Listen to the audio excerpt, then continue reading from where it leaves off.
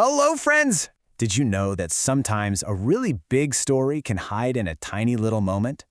Today, we're going to look at a poem about a family, just a mommy, a daddy, and their little boy. It's called For Elkana, and it shows us something super special. Look at this picture. Doesn't it look so calm and quiet? A mommy and a daddy are sitting outside on the grass. But are they really feeling happy and peaceful?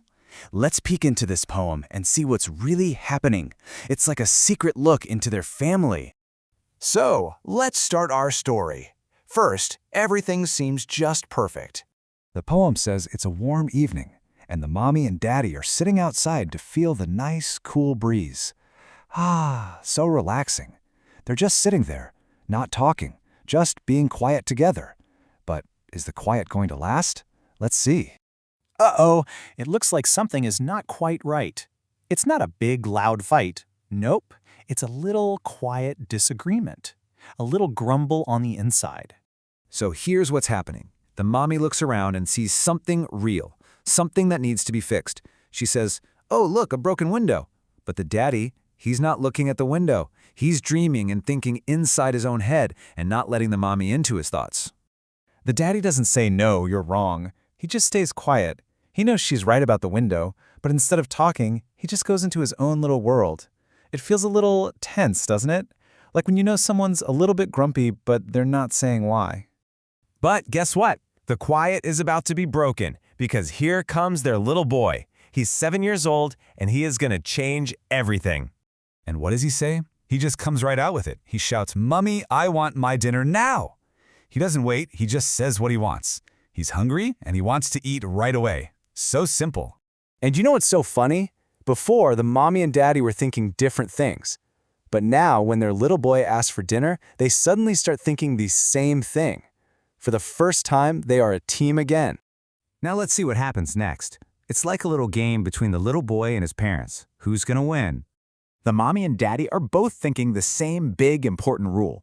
The rule is, children must learn to wait. It's a very important grown-up rule that they both agree on. So the mommy says very firmly, "Wait." But look at the daddy. He just looks away. I think deep down he secretly agrees with this little boy. But the little boy is so clever. Do you know what he says? He says, "But if I wait for 5 minutes, I won't be hungry anymore." Wow, that's a really smart thing to say, isn't it? And the daddy is so impressed.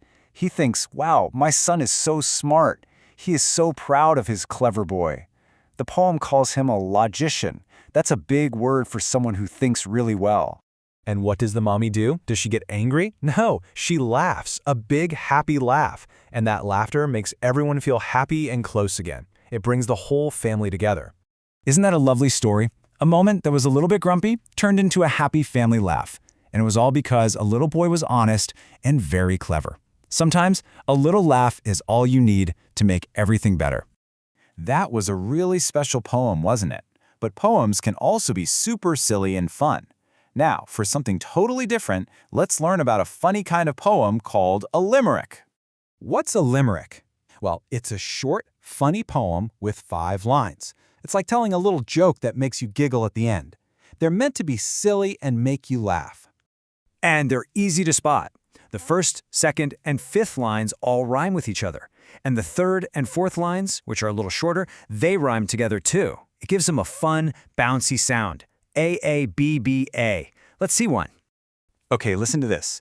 There was once a man from Peru who dreamed he was eating his shoe. He woke up with a fright in the middle of the night and found that it was perfectly true.